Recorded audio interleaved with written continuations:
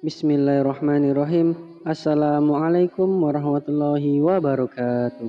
Syukur Alhamdulillah kita bisa berjumpa lagi di channel ini. Salawat dan salam selalu dan tetap tercurahkan kepada junjungan kita Nabi besar Muhammad Sallallahu Alaihi Wasallam.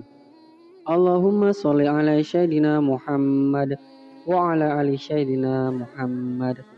Harapan dan doa saya, semoga saudaraku semuanya selalu diberikan kesehatan, dilapangkan rezekinya, diampuni dosa-dosanya, dan dipanjangkan umurnya. Amin, amin, ya robbal alamin. Sahabat beriman yang dirahmati Allah Subhanahu wa Ta'ala, sebagai seorang Muslim, penting bagi kita untuk mengetahui apa yang diperintahkan dan juga yang dilarang dalam Islam. Agama Islam telah sangat jelas memberikan panduan-panduan bagi manusia. Di antara panduan yang jelas tersebut adalah masalah larangan untuk memelihara hewan-hewan tertentu. Setidaknya ada 6 hewan yang dilarang dipelihara dalam Islam. Larangan-larangan tersebut telah disampaikan oleh Rasulullah Shallallahu Alaihi Wasallam dalam beberapa hadisnya, sehingga penting bagi kita untuk mengetahui dan menjauhi larangan-larangan tersebut. Berikut ini adalah 6 hewan yang dilarang dipelihara dalam Islam. Yang pertama adalah anjing. Salah satu hewan yang dilarang untuk dipelihara adalah anjing. Hal ini disebabkan karena air liur anjing dianggap najis. Rasulullah Shallallahu Alaihi Wasallam bersabda dalam sebuah hadisnya, diriwayatkan dari Ibnu Umar dari Nabi Muhammad Sallallahu Alaihi Wasallam bersabda, barang siapa yang memelihara anjing selain anjing ternak dan anjing berburu, maka berkuranglah setiap hari daripada pahala perbuatannya 2 qirot. Hadis riwayat Bukhari dan Muslim. Riwayat yang lain diriwayatkan dari Abu Hurairah radhiyallahu anhu, ia berkata, Rasulullah Sallallahu Alaihi Wasallam bersabda, barang siapa yang memelihara anjing kecuali anjing untuk menjaga ternak, berburu, dan bercocok tanam, maka pahalanya akan berkurang di setiap 1 hari sebanyak 1 qirot. Hadis riwayat Muslim dan Abu Daud. Hal yang lain mengapa Islam melarang memelihara anjing? Karena malaikat tidak akan mendatangi rumah seorang hamba yang di rumahnya ada anjing. Hal tersebut diungkapkan oleh Rasulullah SAW saat mendengar ceramah malaikat Jibril. Rasulullah pernah mengatakan, malaikat Jibril datang kepadaku, kemudian ia berkata kepadaku, tadi malam saya datang kepadamu, tidak ada satupun yang menghalang-halangiku untuk masuk kecuali karena di pintu rumahmu ada patung dan di dalamnya ada gorden yang bergambar dan di dalam rumah itu ada pula anjing.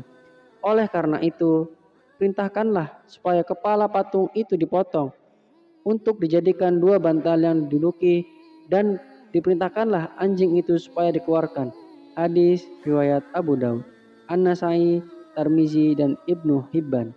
Lalu yang kedua, ular. Ular juga termasuk hewan yang dilarang dalam Islam untuk dipelihara. Rasulullah Shallallahu Alaihi Wasallam memerintahkan umatnya untuk membunuh ular jika bertemu dengannya, bukan untuk dipelihara. Hal ini didasarkan pada salah satu hadis yang menyatakan bahwa Rasulullah Shallallahu Alaihi Wasallam memerintahkan untuk membunuh 2 binatang hitam ketika sholat, yaitu ular dan kalajengking. Hadis riwayat Tirmizi. Perintah untuk membunuh ini dimaksudkan ketika ular tersebut dalam keadaan mengancam. Jika tidak, maka tidak dianjurkan untuk dibunuh, apalagi diburu. Sebab pada dasarnya, ular juga merupakan hewan yang berada dalam rantai makanan, sehingga memusnahkan ular akan merusak keseimbangan alam. Lalu yang ketiga, elang. Elang adalah hewan yang dilarang dalam agama Islam. Selain merupakan hewan yang harus dilestarikan, elang juga termasuk burung pemangsa dalam siklus rantai makanan, sehingga membunuh atau memburunya akan menyebabkan ketidakseimbangan ekosistem.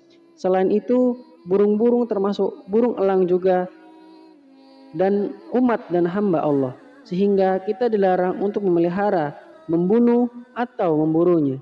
Hal ini sejalan dengan firman Allah Subhanahu wa taala yang tertera dalam surat Al-An'am ayat 38.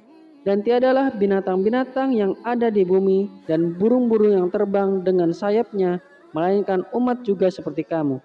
Quran surat Al-An'am ayat 38. Lalu yang keempat, tikus.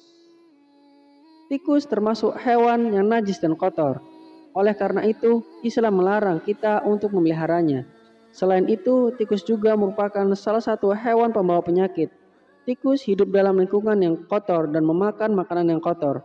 Sedangkan Islam, hal yang kotor sangat dibenci oleh Allah Subhanahu wa taala dan Rasulullah Shallallahu alaihi wasallam.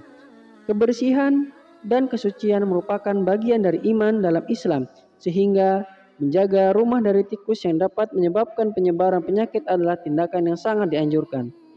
Hal ini sejalan dengan sabda Rasulullah Shallallahu alaihi wasallam dalam hadis yang berbunyi, kebersihan adalah sebagian dari iman. Hadis riwayat Tirmizi. Yang kelima, gagak. Gagak khususnya, gagak yang memiliki punggung dan perut warna putih juga dilarang untuk dipelihara dalam Islam.